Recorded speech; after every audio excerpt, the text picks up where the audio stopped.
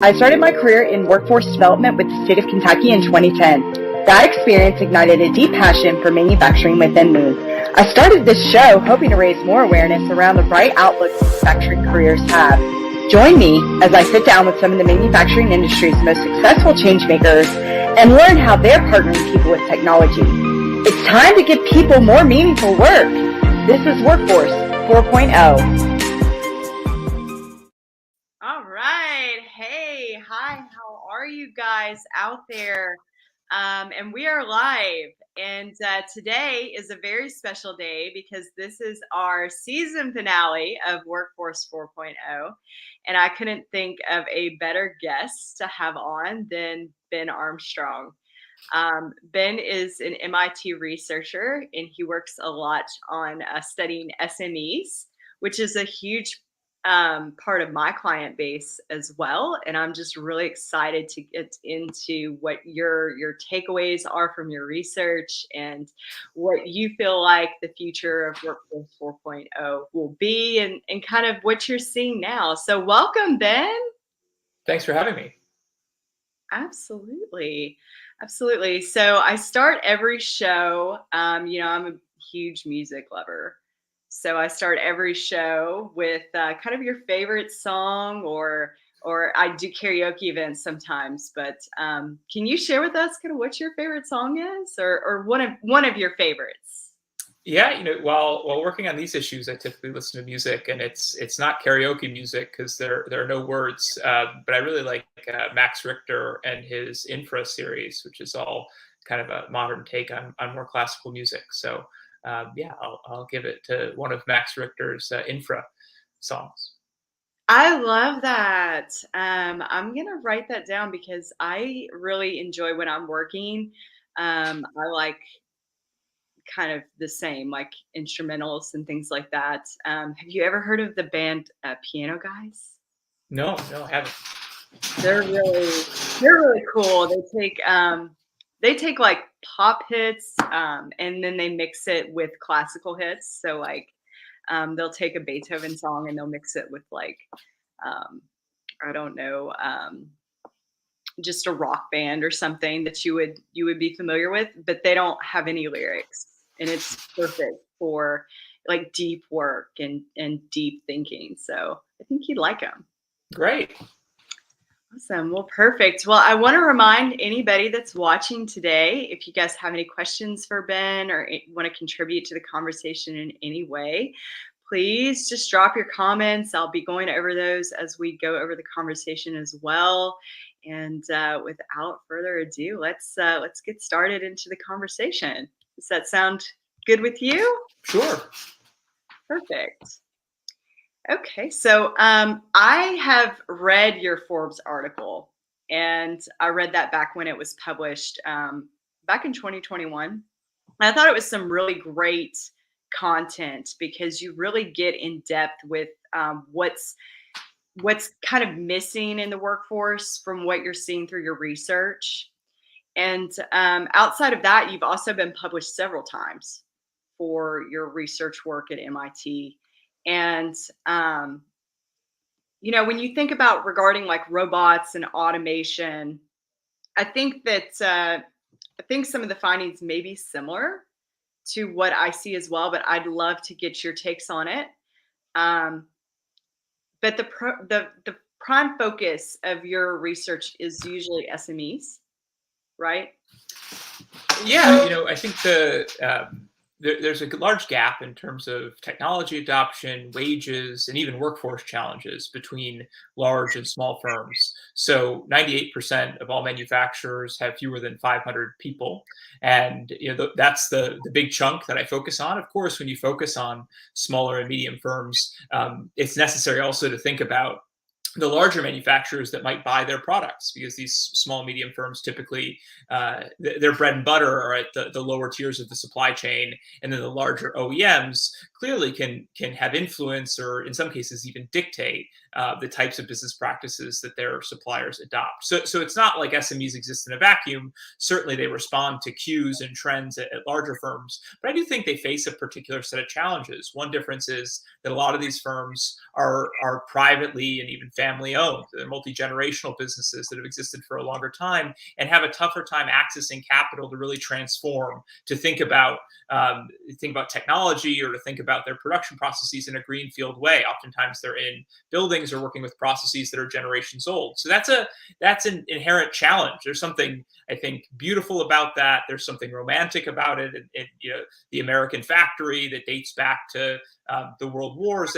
There's something that's really, I think, appealing about supporting these SMEs, but they also have a challenge because they're dealing with legacy equipment. They're dealing with people who've been doing similar types of work for decades and decades. So thinking about change or technology upgrading in that context is very different than a firm that might be setting up a new greenfield factory every few years, or a startup. And there are more and more manufacturing startups over the last 5 years that is starting fresh with mostly new equipment, and it's able to recruit workers to a more exciting production environment. So those legacy SMEs, I think, face a different set of challenges, and they also they don't adopt technology as quickly.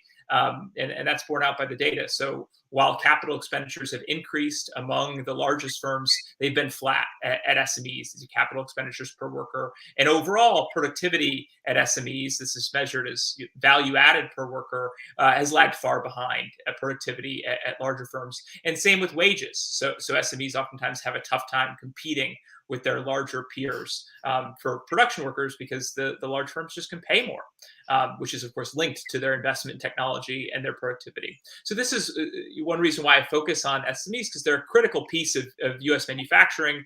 The success of the large firm depends on their capabilities, and yet they face a lot of an uphill road, let's say. Absolutely. Yeah. Because there's as you just described, there's a lot of challenges that SMEs face in competing with the larger manufacturing companies. And given some of those challenges, what do you think that how do you think the technology alone will say? How do you think that will play a role in the overall success rate of the survival of SMEs? Did you say the technology alone? Yeah, just the technology that's coming out with, when you think of like Industry 4.0 technology and stuff, like how do you think, first of all, if there is a gap that exists there between SMEs and Industry 4.0 technology, Yeah. How does that gap, how is that going to play into their ability to really compete in the future in retaining and attracting, recruiting employees?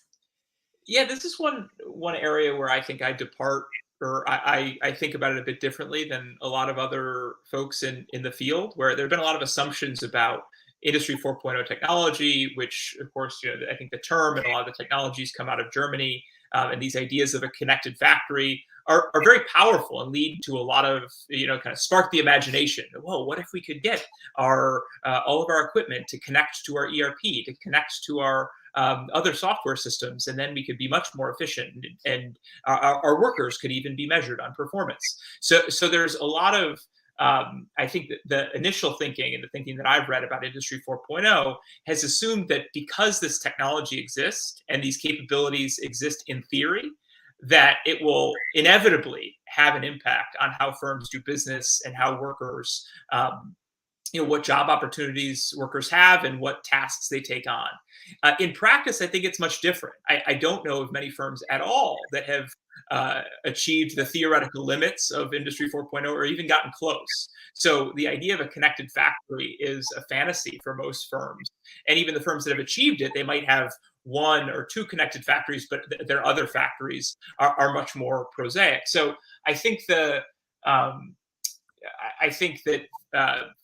focusing on the technology frontier and the skills and the tasks that might exist in a totally connected factory is pretty far different from what the practical workforce challenges are at many factories across the country, large and small. So just to give you an example, fewer than 10% of factories in the United States have any robots at all, and that number, the number of new robot installations has been pretty flat over time. I'm mentioning robots because they're kind of a common and pretty tangible piece of equipment, Sure. also because you have them in your logo. But yeah, so even robots, which we think of as even 10 years ago being what it meant to be an advanced manufacturer, in part meant having robotics, it's still a really small minority of firms that have adopted any robots at all. And about half of the firms that have adopted robots just have one. It's not like their whole factory is connected. It's like the robot might be just an island on the factory floor, even if it's used at all. So I think the discussions of the technological possibilities of robotics, Industry 4.0, more automated processes, has really distracted from some of the adoption challenges for many companies. And what does it mean if a company hasn't adopted this technology? It means that the skills they require among their workers are much more basic, are more similar to the skills of 10, 20 years ago. So when my colleagues and I, we go talk to manufacturers and we ask them what positions are open, what skills are you looking for to fill them? We also ask them about how they think about new equipment purchases and new technologies. They don't typically identify very specific skills that they need. They talk about hire for will, train for skill. They want to hire people who will show up on time, who have a good attitude, who they think can thrive in their work environment. And then they invest years in training these individuals to fit their specific needs and their specific constellation of technologies on the factory floor. So when I look at, I can understand why SMEs in particular make that decision of hire for will, train for skill. But I also think it would be much more efficient if they were able to hire from a pool of workers that had some of those capabilities that they would be trying to train for in the first 1 to 3 years. So it didn't have to take so long to get a worker who is fully capable on the factory floor. Why is this important now? It's because turnover is higher for manufacturers. A lot of SMEs in the past had relied on people to be there their whole career, or much of their career, for more than a decade. But now, if you have high turnover, the idea of investing 1 to 3 years in every worker just isn't plausible if you can't guarantee that they're going to be there for very long.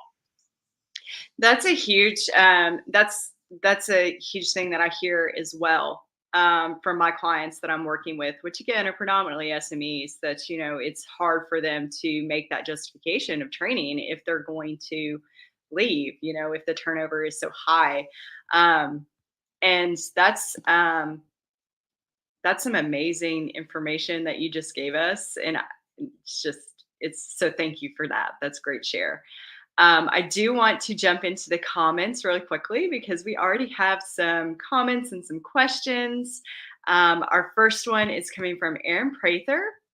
And Aaron says, SMEs are the backbone of U.S. manufacturing. Thank you to Ben for focusing on them and highlighting their struggles and opportunities. Yes. Thank you so much, Aaron. I agree, because I think we do get so caught up in those larger firms, right? Kind of like how you were saying. What are your thoughts? Yeah, I do think so. I think of one of the focuses, the motivations in my research is how the United States can improve its manufacturing capabilities. Of course, I think some of the same lessons for the United States can apply to other countries in Western Europe. I think Asian countries are facing a different set of challenges, but also have a different set of capabilities and resources, given that the big boom in, let's say, Japanese, Chinese, South Korean, and Singaporean manufacturing has come much more recently than the kind of original capabilities in, let's say, Germany, France, the US, and England. But in the US, I think there are 4 categories of key actors. And one are these legacy SMEs, family-owned businesses that are key suppliers in the auto industry, aerospace, metals. In the defense industrial base, these SMEs are really key. Some of our research shows that it depends on the region, but upwards of 40% of all SMEs have at least one defense contract. So the federal government plays a huge role in providing support for SMEs to kind of maybe smooth out some of the market volatility that SMEs might face with a defense contract that might be higher margin, allow them to buy new equipment or hire more people. But also is a source of vulnerability, because the types of investments SMEs need to make for DoD aren't necessarily the types of investments that always help them succeed in the market. Right, there are lots of front office administrative costs to comply with DoD contracts, and it's not necessarily the same lean model that you might need to compete for a GM contract, for example. So there's this really interesting category of these legacy family-owned SMEs that are a huge chunk of American manufacturers. The second category is startups.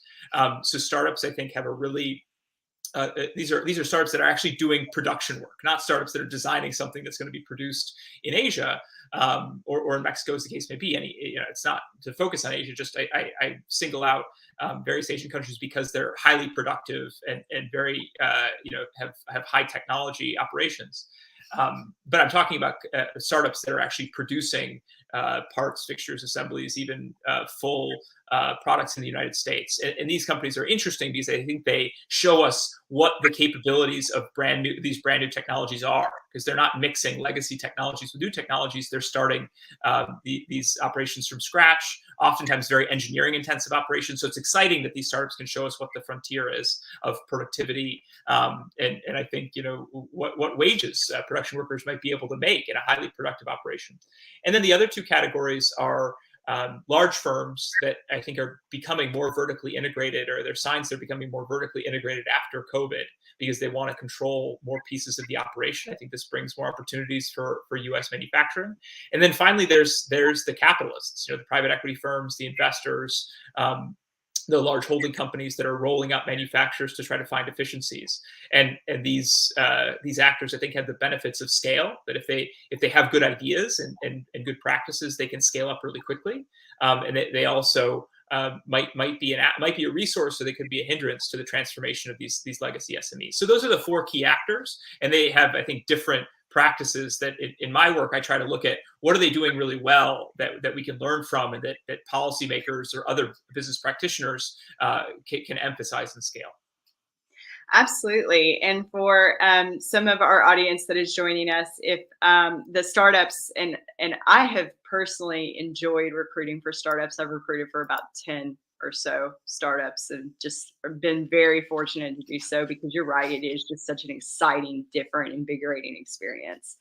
But those are kind of like your greenfield sites, right? That are just, you take a industrial site and you just build the manufacturing operations. And I couldn't agree more with that, because it is just really exciting for the community. Everybody gets, there's just generates a buzz of energy. So that's awesome. From those four actors that you were mentioning, in that are indicative to the United States, how do you feel like that compares to other countries where you've done research, such as Japan and other parts of the world, China? Yes, so I'm not a specialist in those other countries and contexts, but I do think that there are one of the big differences in these other places is the ecosystem of supportive institutions for companies of all sizes. So in Germany, our research center at MIT has a partnership with the Fraunhofer Institutes in Germany, which are really technology support organizations for companies that are interested in accessing or developing new technologies, mostly in manufacturing, but also in other areas. Now, the Manufacturing USA Institutes, which started as the Manufacturing Innovation Institutes in the US, were in part modeled on Fraunhofer, but they've been much more, I think, narrowly focused, and they haven't had the level of SME buy-in that Fraunhofer does. So it's really, we're kind of behind in scale, and Fraunhofer has been a huge part of the ecosystem. The other part of the ecosystem that's relevant to this conversation, and this is the German ecosystem in particular, is the vocational training system, which is not just community colleges plus. For our reference point, it's a system where there's strong worker organizations that are at the table with industry associations to set the curriculum. So every couple of years, the industry leaders will sit down with worker organizations to say, here are the tasks, here are how the tasks are changing in these different occupations. Here are the new things that we need people to learn. And it's setting a more common curriculum so that if you're an SME, you know that you're going to be able to find in the labor market workers who can accomplish certain tasks that you find important for your firm. So there's a lot of coordination that goes in before the actual training is performed in the German context, which I think is really important. I don't think that type of system it really translates to the US, because we don't have strong industry associations relatively, and we don't have strong worker associations, nor do we have any coordination between them. But there is, I think, a goal of trying to develop a stronger sense of what the demand is for tasks and skills, would translate hopefully into community colleges that are more connected to where the market is. Yeah, and that's a big reason of why I started this show because of my previous work in workforce development. It's everything was very siloed, and to really understand and develop training curriculum for the future of work, it was just so important to have that buy-in and that investment from our private sector employer base. And one of my goals for the show is to kind of recreate that same atmosphere of those conversations that we had at the Career Center for a broader audience, and maybe we can all kind of learn from each other. I do want to bring up some more of these questions. You guys are awesome. Thank you so much for hopping in the chat. Mike Unger from our Industry 4.0 Club. He says, Ben, have you seen SMEs who have leveraged the connectivity that workers have through their personal cell phones? If yes, what results can you share? So I don't have any systematic results of kind of no study we've done of how cell phone use at work or on the factory floor might help workers troubleshoot, for example. But I think you can imagine that when an employee, the typical process, right? If there's a machinist and they run into a problem with the machine, they might get a supervisor or a maintenance technician to try to fix or troubleshoot the problem. It's not always that they can solve the problem on their own. Similarly, if there's a new piece of equipment that a manager is interested in and they want to train up someone who previously did machining work or assembly work, whatever it is, on this new piece of equipment, they might bring in the company that makes the equipment and have them do a training or do some online modules. So there's been a little bit of a shift, I think, in this, where there's a DIY attitude in among some workers, which is I'm just going to look it up on YouTube. I'm going to figure out how to solve this problem by myself or learn this new technique by myself by watching YouTube videos. And we've taken this to heart that as academics, we write papers and we do case studies that are sometimes dense and not read by a wide audience. So we're as our group, which is the MIT Industrial Performance Center, is trying to produce short documentaries on YouTube to highlight cases of automation success and highlight cases of technology at work that we see as really instructive for other SMEs that might be struggling to adopt new technologies for automation. So this is kind of, we see people using YouTube as a real asset, real resource, and we want to kind of meet a lot of the folks we work with where they're at. Another interesting tactic. So there's this great group in Ohio that has an apprenticeship program that's certified through the local community college, but it's taught by a local CEO of a local manufacturer. And that instructor is really connected to the skills that he needs as an entrepreneur, as a leader of a manufacturing business. He has his students not only learn the traditional machining skills and traditional skills of what it takes to understand production processes. He also has them follow on Twitter and on LinkedIn, on the social media outlets, all the new tool manufacturers that are relevant to their business, so that they know the newest videos they're putting out, the latest machines that are being produced. So it's not like they just see at a trade show every year what the new equipment is. They're getting it straight from the equipment manufacturer, and they're trying to understand where the trends are going. So I like that in bringing essentially a passion for or a hobby for new manufacturing equipment to try to bring that into the classroom. So I really appreciated that tactic as well, which sort of speaks to Mike's question. Absolutely. I enjoy really progressive educational providers and what they're doing. Do you have the name of that company? Maybe we could follow them on Twitter as well and follow along on their journey. Oh, I'm sorry, Anne. You're breaking up a little bit. Can you repeat that one more time?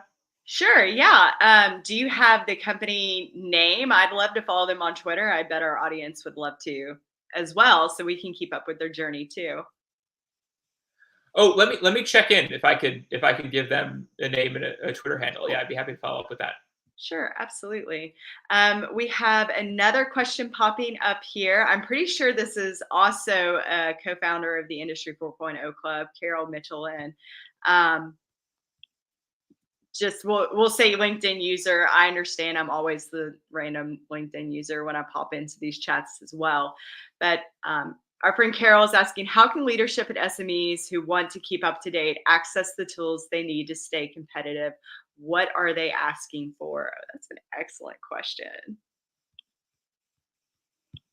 Yeah, I think it really varies widely, and that's one of the challenges that I've found is that there's kind of this snowflake challenge with SMEs that each of these companies has very specific skill needs. They have the way that they do business, and there's not a standard or a protocol that if you just provide these resources, they're relevant to a broad cross section of SMEs. I wish that were the case because then it would be easier if we learn something for it to scale across different companies. Um, I find that a lot of SMEs are going to their MEPs, their manufacturing extension partnerships, and I think MEPs have um, in some states they're much more resourced and able to answer the questions that SMEs need and provide resources. And others, they're really I think they're more strapped. So um, let me think about the what are they asking for. I think the main thing, if we just look at surveys, what SMEs are asking for is how do we hire and retain good talent, which is why I think, Anne, what you're doing is really important to think through the ways that SMEs can deal with their workforce challenges. And then the second piece that I think SMEs are asking for is how do we win new customers or compete for new business? Now, I'm not sure that that second question is more toward a subset of SMEs that are really growth oriented. And what I've been surprised with, I started my career in the software industry, which is just all focused on growth metrics. It's how fast can we grow? How many new users can we acquire? When are we going to double our revenue?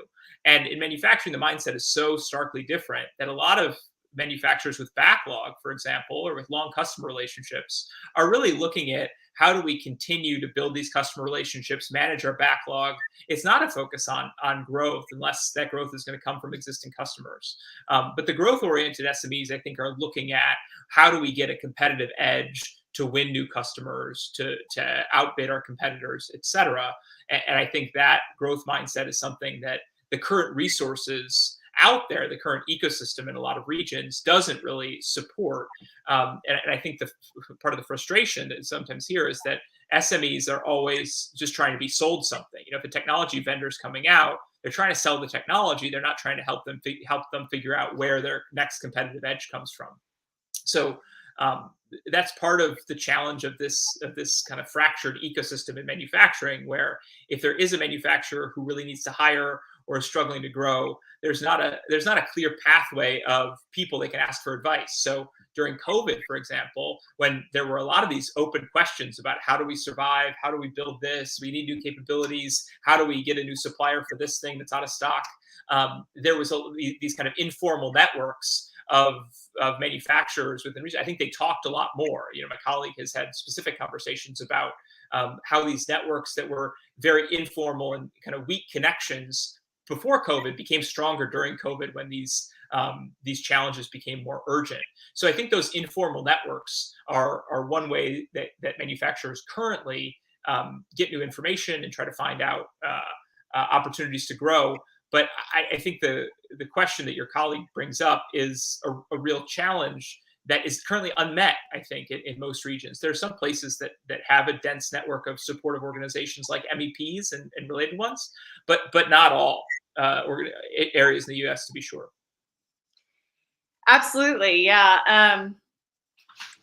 I can only attest from my previous experience as well, but I think there's some very valid points there. Thank you for sharing that, Ben. I think we have time for one more question, if that's okay for the day. But just regarding, I don't know, I name all of my episodes very specifically. Either things that I've said on LinkedIn or things that people have approached me and asked me about because, I know there's certainly some interest on those things. But I'm wondering, and I'm going to go out on a limb here and say that you probably get asked a lot as well, but kind of what the secret is, what's the secret sauce, right? Because a big struggle with the SMEs, again, is the recruiting and retaining talent long-term. And, what can we do better? How do we do better? What's that thing, right?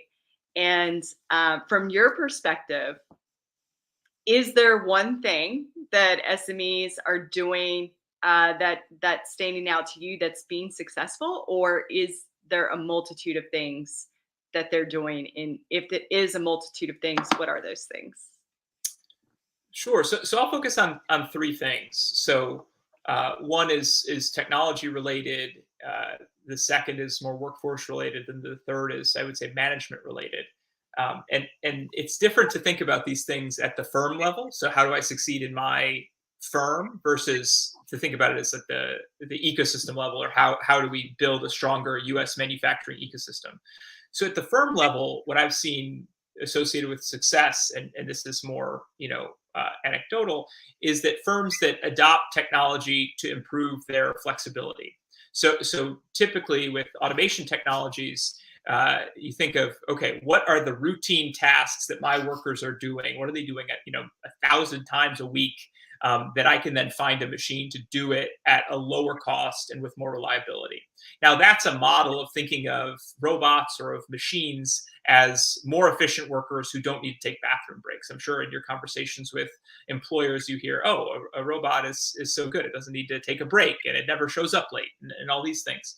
But that mindset about adopting robotics and adopting new technology has a very, I think, limited ability to scale its impact. So if you take a worker off a machine and you just replace them with a robot, there's no upside for innovation, right? Your process doesn't really improve at all by just having the robot do repetitive tasks. And your flexibility when you need to, switch from one type of unit to another doesn't improve either, right? Actually, in some cases, the switching time can go way up in an automated system versus relying on a human to switch between processes or switch between units.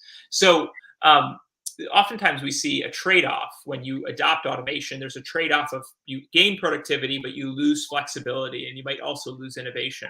So the firms that I think are really powerful are firms that adopt new technology, but also are train their workers enough to use it in a flexible way. So this technology can be deployed in different contexts.